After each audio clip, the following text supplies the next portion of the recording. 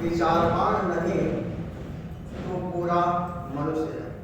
शिक्षक विचारवान नहीं तो पूरा मनुष्य नहीं।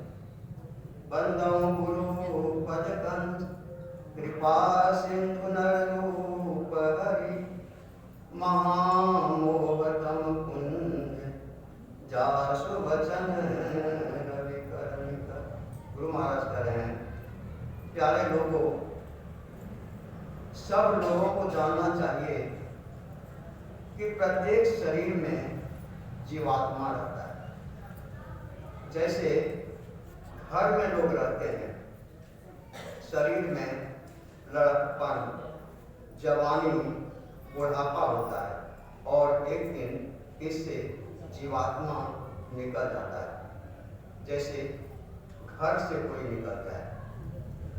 यह शरीर एक ही नहीं, इसके अंदर 3 और जड़ शरीर है।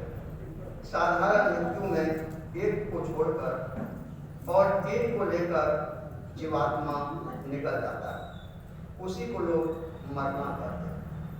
अपने कर्मों के अनुसार नरक स्वर्ग भोग कर उसके यहाँ जाकर जन्म लेता है, जिसके यहाँ उसका संबंध रहता है। इसी प्रकार आवागमन जीवात्मा पर लगा रहता है। यह कब तक लगा रहेगा ठिकाना नहीं। इस प्रकार के जीवन में पड़ा रहना यदि आनंददायक होता तो इसको कोई नहीं छोड़ना चाहता, किंतु इसमें सबको दुख होता है, चाहे वह पढ़ा लिखा हो, अनपढ़ हो, धनी हो या निर्धन हो। कोई इस प्रकार के दुख में रहना नहीं चाहता। यहाँ जो भी सुख है उसके मूल में दुख है। सबको चाहिए कि ऐसा जीवन प्राप्त करे जहाँ सब दुखों से छूट जाए। मानव इस बात को विचार सकता है, उसको मनुष्य को सुख की ओर जाना चाहिए। मनुष्य होकर सुख की ओर जाना नहीं चाहे तो मनुष्यत्व में कमी, इस कमी को सत्संग के द्वारा दूर करना चाहिए। दुख रहित सुख तब होगा जब सब शरीरों से छूटा जाए। जिस प्रकार कोई देह नहीं, इस तरह की स्थिति सबसे ऊंची स्थिति है। यही परमात्मा की प्राप्ति या मुक्ति की स्थिति है। जीवात्मा के एक एक शरीर में रहने का जीवन बहुत अल्प है। एक शरीर को छोड़कर और दूसरे शरीरों में आने जाने का समय जीवन बहुत लंबा है। और सब शरीरों को छोड़ने का जो जीवन है वह अनंत जीवन, सुखमय जीवन है। अभी भी जीवात्मा का जीवन अनंत है, किंतु यह दुखमय जीवन है। अभी मान प्रतिष्ठा के लिए जो जीवन बिताते हैं यह कोई ऊंचा जीवन नहीं। पशु पक्षी भी सुख का जीवन पसंद करते हैं। वे खाने पीने इंद्रियों के भोग में प्रतिष्ठा में रहते हैं। प्रतिष्ठा के लिए ही सांड सांड से, बिलाट से लड़ते हैं। यदि मनुष्य भी प्रतिष्ठा के लिए जीवन बितावे तो मनुष्य पशु से क्या श्रेष्ठ हुआ। जैसे जो घोड़ा अच्छी चाल चलने जानता है तो उसका विशेष मूल्य होता है। मनुष्य भी जो अधिक विद्या जानते हैं उनकी अधिक प्रतिष्ठा होती है, किंतु इतने ही में कोई विशेष नहीं हो जाता। एक शिक्षित पशु अच्छा काम करता है और मनुष्य भी उसी तरह रहता है, तो क्या विशेष। मनुष्य केवल विद्वान, धनवान, प्रतिष्ठावान होकर रहे तो यह कोई विशेष बात नहीं। इन्हीं बातों में अपना काम खत्म मानना ठीक नहीं। इसका अर्थ यह नहीं कि अविद्वान, निर्धन और अप्रतिष्ठित होकर रहे। तात्पर्य यह है कि वह पशु की तरह न रहे, पार्श्विक वृत्ति न रहे, इंद्रियों के अधीन न रहे। एक चिड़िया बहुत अच्छी तरह गाती है, सीटी देती है। चोंचा पक्षी सुंदर घर बना लेता है तरह यदि मनुष्य भी कारीगरी जानता है और पढ़ा लिखा है तो उसकी विशेषता नहीं है। विचारवान नहीं तो पूरा मनुष्य नहीं। मनुष्य कहते हैं विचारवान। मनुष्य को चाहिए कि इंद्रियों को काबू करके संसार में रखे। संतों ने इसी की विशेष तारीफ की है।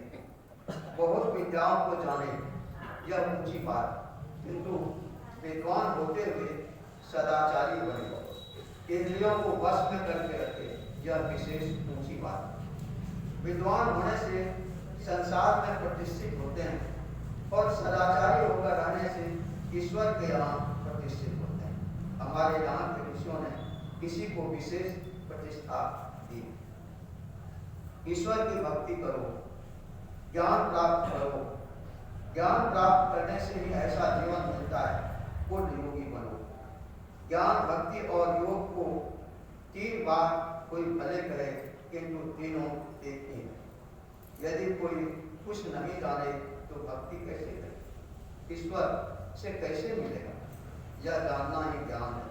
उससे मिलने के लिए कुछ करेगा तो वह योग होगा।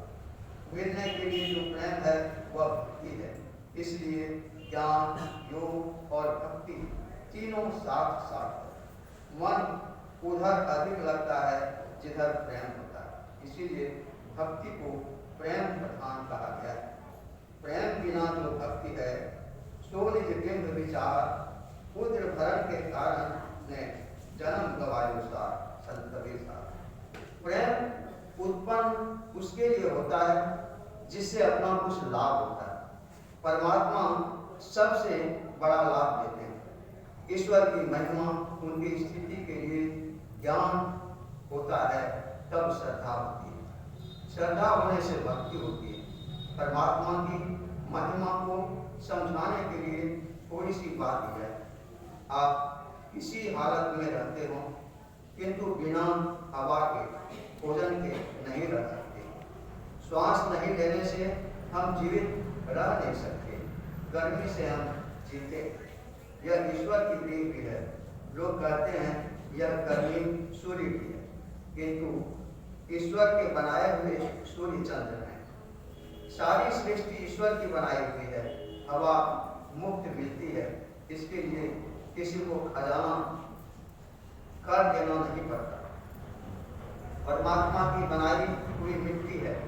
इस मिट्टी को नहीं लेकर तब अन्न उपजाओ हो नहीं सकता। हाँ, मिट्टी को लेकर उसमें कुछ डालकर उसको उर्वरा भले बनाओ, किंतु मिट्टी नहीं बना सकते। एक मुनि बालक था, वह जंगल में रहता था। एक राजा ने उस बालक को देखा। वह बालक बड़ा ज्ञानी था। राजा बहुत प्रसन्न हुआ। उस मुनि बालक से राजा ने कहा, तुम मेरे साथ चलो, तुमको अच्छी तरह अपने राजमहल में रखूंगा। जो खाऊंगा तुमको भी वही खिलाऊंगा। जो मेरी रक्षा में पहरा करेगा वह तुम्हारी भी रक्षा करेगा। मुनि बालक ने कहा, मैं तुम्हारे साथ तभी चलूंगा यदि तुम मेरी बात मानो।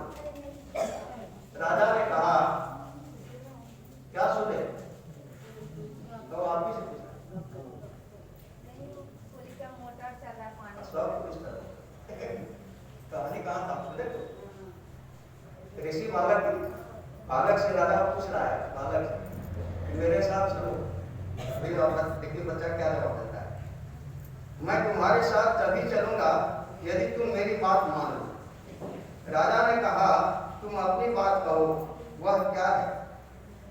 मुनि बालक ने कहा, मुझे खिलाओ।